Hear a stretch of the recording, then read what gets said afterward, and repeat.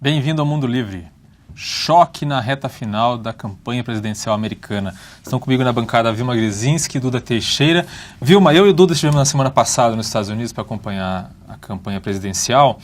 E uma das coisas que me chamou a atenção, eu comecei a semana ouvindo, principalmente do pessoal que vota na Hillary Clinton, que estava no papo que eles iam ganhar a eleição e tal, não sei o quê.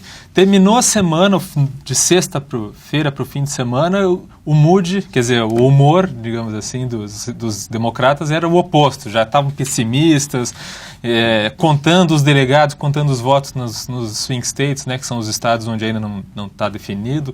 O que aconteceu e o que acontece na campanha presidencial que a coisa vira de um lado para outro tão rapidamente?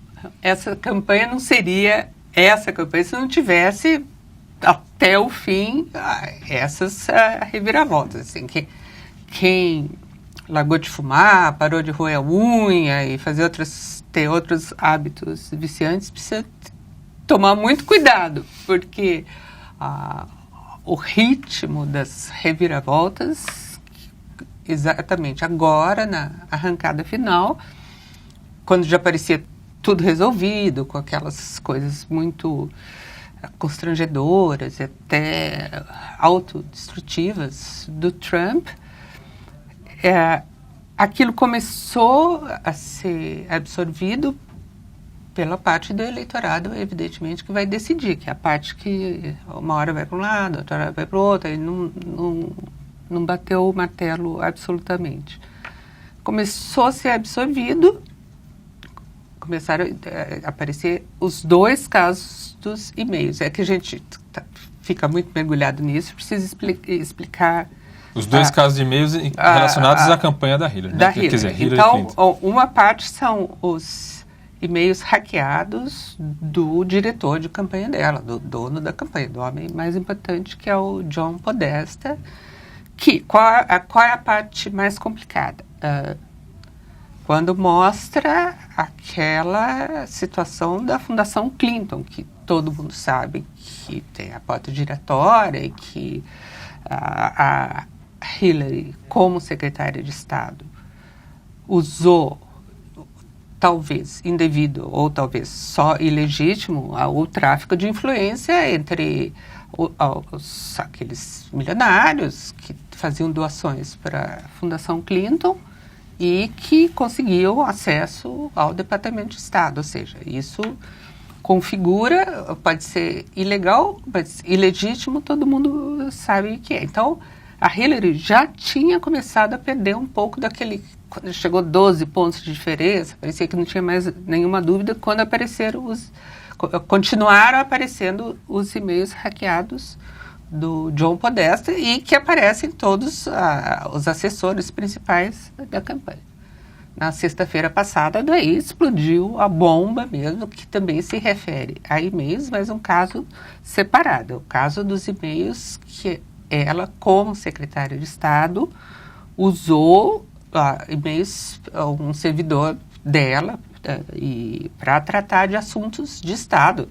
Obviamente, assuntos sigilosos, secretos, com informações sobre o funcionamento mais elementar do governo americano. Então, tudo isso é sigiloso e ela, contra a lei, ela usou o servidor particular. Então, isso já tinha sido investigado pelo FBI, que é a Polícia Federal Americana, chegando a uma conclusão também duvidosa de que ela não cometeu um crime de negligência, porque não é alternativo. Você não pode falar, esqueci de acender o farol no carro, está esquecido. Quando você vai ser funcionário, prestar uma função de Estado, secretário de Estado, todos os assessores, você assina vários compromissos que você não vai divulgar, não vai repassar. Você não pode um e-mail que foi mandado para você não pode mandar para o seu e-mail particular, depois eu vou ver isso.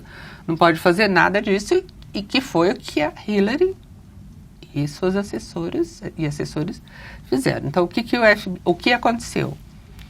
A Huma Abedin, que é a pessoa assim, mais próxima da Hillary, que era casada com aquele marido completamente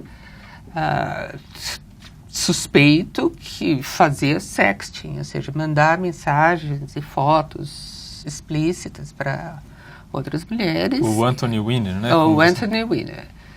E ela se separou dele, entrou com pedido de divórcio. Quando ele apareceu... Isso, Vilma, só para deixar claro que isso é uma coisa que aconteceu faz poucas semanas, né?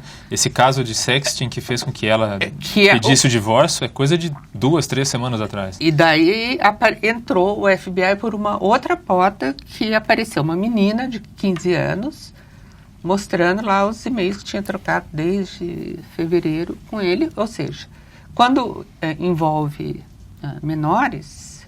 O FBI obrigatoriamente entra no caso. Então, a explicação até agora que se tem, pode ter outros interesses, mas a explicação é essa.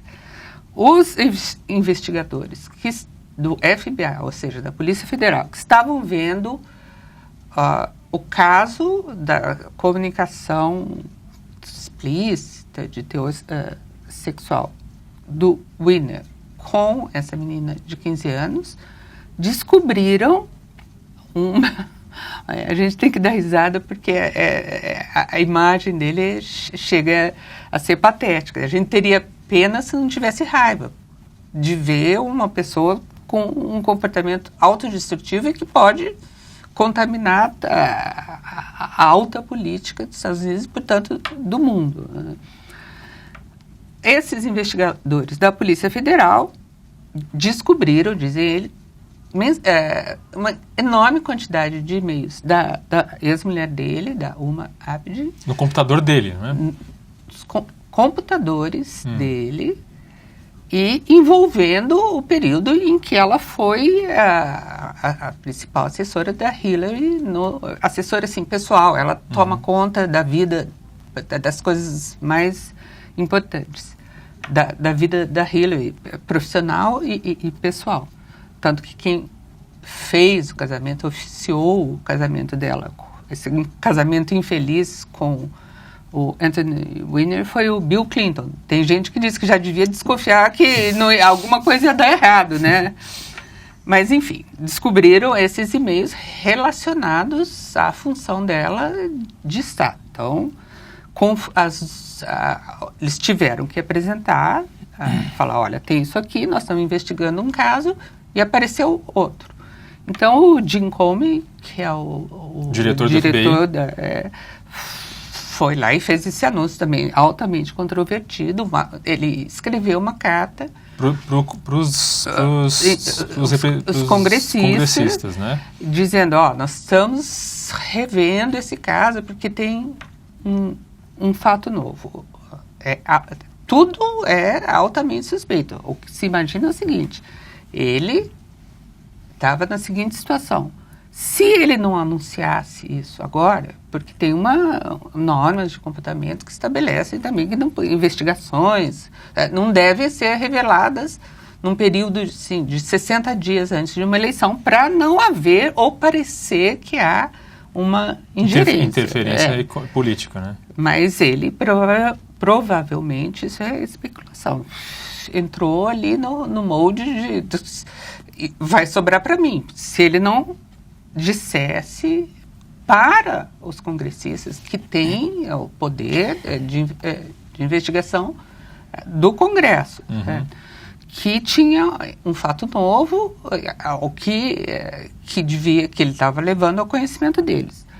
O pessoal da Hillary diz que isso é um absurdo, já estão comparando ele ao J. Edgar Hoover, que é aquele famoso diretor do FBI, que passou décadas ali controlando tudo, interferindo. E com uma influência enorme. Gravando todo mundo, tem as histórias, fotos, gravações, de acordo com a tecnologia da época, inclusive sobre a vida íntima dos políticos. Todo mundo atribuía a esses famosos arquivos a sobrevivência dele. Agora, Vilma, faz sentido a acusação dos democratas de que a Hillary está sendo perseguida pelo diretor do FBI, que haveria um interesse político dele, Ou o que parece mais provável é que ele realmente tinha duas decisões muito difíceis para tomar. Uma delas deixar para avisar depois das eleições e a outra avisar antes, que nas duas situações ele estaria enrascado, né? Por algum motivo, isso daí não soa estranho a nós aqui no Brasil, né, Diogo? Quando a gente ouve falar assim, a Polícia Federal está judicializando a política, a gente já ouviu essa história aqui. Agora está acontecendo nos Estados Unidos, até as palavras são muito parecidas. É verdade. É o ius esperneandi, eles têm que fazer o escândalo devido. É realmente uma coisa, nisso eles têm razão, é sem precedentes. Mas também é uma situação sem precedentes que existe nessa campanha, que é de uma candidata que até há poucos dias atrás parecia que tinha fechado a conta, estava 12 pontos à frente do Donald Trump, de uma candidata que é investigada, está sob suspeita em 2 casos, não só nessa questão dos e-mails, que parecia encerrado, mas foi, digamos, tem novas investigações, como também a questão da Fundação Clinton. Então, numa situação sem precedentes, não tem nada com o que a gente comparar. Ela está sendo perseguida, quem agiu de maneira errada, inclusive, todo mundo, ela mesma, foi o máximo que ela conseguiu dizer, mas foi não, foi errado, foi um erro, eu não faria isso de novo. Ela precisou falar isso. Que impacto que isso... Quer dizer, não se sabe ainda se o impacto é diretamente relacionado a esses fatos, mas o fato é que as pesquisas mostraram uma montanha-russa, né? O que está acontecendo com as pesquisas? As últimas pesquisas, já tem pesquisa que dá o Trump com 1 ponto na frente da Hillary, tem pesquisa, isso de hoje, tá? Pesquisa que dá ele com 4 pontos. O Rasmussen, que é um instituto super confiável, está dando empate, né? Então, assim, da semana passada para essa semana, realmente o Trump ganha um pouquinho de força. Quer dizer, ele não só... Porque a Vilma falou, ele chegou a ter 10, 12 pontos de vantagem para a Hillary. Ele não só recuperou essa distância, como em algumas pesquisas ele aparece na frente. Ele passa um pouquinho.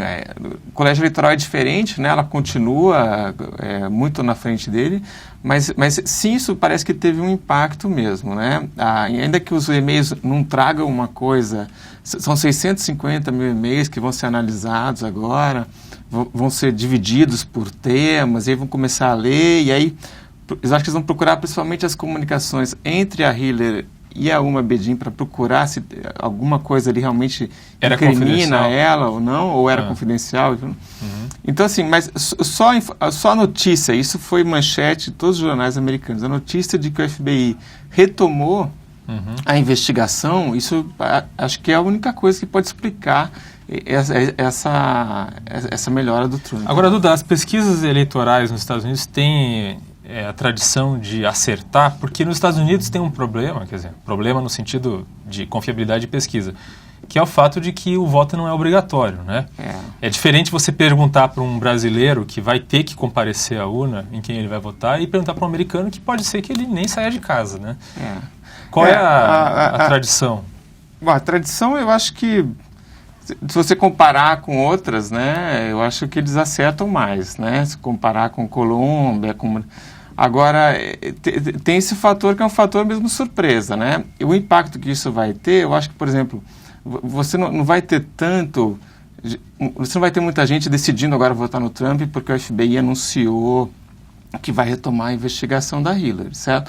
Mas o que você vai ter, tem muito democrata que diz que a opção é a Hillary, mas não é uma pessoa que está tão motivada assim, né, para votar nela, quer dizer, não tem um apelo pessoal para ir lá e tal.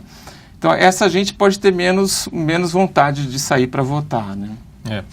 Vilma, Trump, a gente acabou não falando muito nele. Ele, até uma semana atrás, ele ainda estava tendo que se virar com aquelas histórias de gravações que haviam sido reveladas dele, falando de como ele assediava as mulheres e tal, não sei o quê, o pessoal estava batendo bastante em cima, aproveitando bastante esse ponto. E agora quase ninguém mais fala nisso e o tema, ele muito bem está aproveitando isso e tal. Como é que o Trump está aproveitando esse episódio e como que a imprensa americana está cobrindo esse assunto? Quer dizer, está dando a devida importância? Pânico, né? Da mesma forma que existe um estado de pânico controlado ainda, mas existe. Isso é uma coisa que pode ter consequências catastróficas. Mas só para botar assim uma certa calma nessa questão que é fervilhante, a média das pesquisas antes desses casos dos e-mails, que são os dois que confluíram para essa queda da Hillary, a média da diferença era de 7% e a média agora é de 3%. 3%, lembrando, é margem de erro, mas o colégio eleitoral ali continua. Agora, ficou um pouco menos. Qual que é a conclusão? Hoje, certo? Que daqui meia hora pode mudar tudo, né? Hoje ficou um pouco menos impossível para o Trump conseguir os votos no colégio eleitoral que ele precisa. Isso é o máximo que a gente pode dizer, assim, considerando o quadro todo. Era impossível porque ele teria que ganhar em todos os swing states, que são aqueles estados que uma hora votam para os republicanos, outra hora votam para os democratas. Agora, existe a possibilidade também, uma coisa assim, seria uma coisa quase heróica no sentido de uma luta contra forças poderosíssimas, ficou menos impossível para o Trump ganhar. Ainda é muito, muito difícil, mas faltando hoje 7 dias, uma semana, ainda hoje ele ainda perderia, mas está ficando cada vez mais, do ponto de vista dos democratas, desesperadoramente apertado. A imprensa que, digamos, os grandes órgãos que, na média, 90%, tirando a Fox e aquelas coisas menores, que são influentes, né? Os sites hoje têm uma influência fenomenal aqui, em muito mais nos Estados Unidos. Está no modo pânico também, tentando desesperadamente falar do assunto, mas meio que descobrir novos escândalos sobre o Trump, que é o que não falta, né? Escândalos sobre o Trump. Agora a última foi a questão eles recuperaram a história dos impostos, né, Vilma? É uma outra história de imposto, porque a história anterior, que foi dado com destaque enorme, um furo do New York Times, era apresentado assim: Trump fraudou imposto. Não é isso. Não era isso, né? Ele não fez isso. Ele até a história anterior, que foi conhecida apenas em parte, né, apareceu no New York Times, assim, as primeiras folhas das declarações dele. Ninguém sabe quem mandou. Tem gente que fala que tem ex-mulher, porque você sabe, ex-mulher é um bicho perigoso, ainda mais faltando pouco tempo para a eleição. Agora estão falando que ele manipulou de um jeito quase fraudulento, quer dizer, mas e as críticas também, até se a gente tem o distanciamento para ver, porque todo mundo ruim da unha de ansiedade, é até divertido ver que quando o Comey anunciou que a Hillary tinha errado, mas não tinha sido negligente, criminosamente negligente, ele foi exaltado por todos os democratas e pela imprensa como um homem imparcial, íntegro. E agora, quando ele fez uma coisa que é prejudicial para Hillary, ele virou uma peste, uma ameaça à democracia, sendo que os pitbulls, que é do Partido Democrata, que o mais conhecido é o James Carville, que era desde o tempo do Bill Clinton, ele falou, para a gente ter uma medida do Estado, às vezes, que parece de delírio dessa campanha, ele falou que o FBI, ou seja, a Polícia Federal Americana, estava agindo de acordo com os interesses, e ele usa a sigla antiga da KGB, ou seja, do Serviço Secreto Russo. Então, porque a Rússia está interferindo nessas escutas, então, quer dizer, chega a ser maluquice, mas é uma maluquice que não é feito de caso pensado, porque sabe o esses impacto caras que isso vai ter. são treinados para isso, para ter essas opiniões que causam um choque muito grande, imagina. Mas, para ter uma ideia, você ouvir isso numa campanha americana dá uma ideia assim, do nível de agora é tudo ou nada. Tudo ou nada, e é reta final, né? Falta uma semana para as eleições, né? Hoje é terça-feira que vem. Duda, em relação aos e-mails aí que estão derrubando a Hillary nas pesquisas, o que tem de novo também em relação à ajuda que ela recebeu, né? As perguntas que ela recebeu para... Sim, isso vem dos e-mails que foram hackeados, né? Isso sai no Wikileaks, e é uma história de uma comentarista política que... ela era contribuía, né, para a CNN, então ela dava as opiniões no ar e tudo mais. E ela teve acesso às perguntas, e é um e-mail que ela manda, tá? Às vezes eu tenho acesso às perguntas. As perguntas do debate? Que iam para o debate. Só para lembrar, é a Dona Brasil, que ela também ela é uma funcionária do Partido Democrata. Ela era contratada como comentarista, sabendo disso, a mesma coisa. Você contrata alguém da máquina de um partido para... Quer dizer, o problema é ela ter tido acesso às perguntas. Não, é isso. Ela foi contratada porque ela fala pelo Partido Democrata e ela fala bastante. E ela manda uma pergunta, fala assim, olha, é um debate, isso estamos falando de primárias ainda, então é ela e o Bernie Sanders, e ela avisa, olha, uma mulher de Flint é uma cidade onde teve um problema de água, de contaminação por chumbo, por causa do saneamento, do encanamento que estava com problema, e a mulher vai perguntar o que você pode fazer a respeito, né? Então, isso de fato acontece, tá? Essa pergunta realmente foi feita. A pergunta é feita e ela responde e tudo mais, né? Mas, enfim, a questão eleição e imprensa americana, nessa eleição, acho que tem uma boa mistura, assim, né? Essa relação com o candidato, tal, isso pega bastante, assim, tem uma boa divisão também dos veículos. Isso cria problemas para CNN, que vocês sabem que os adversários republicanos chamam de Clinton News Network. Rede de notícia Clinton. É extremamente constrangedora parecer que as perguntas que um jornalista, teoricamente independente, vai fazer para um candidato, Hillary tem perfeitas condições de responder a qualquer pergunta.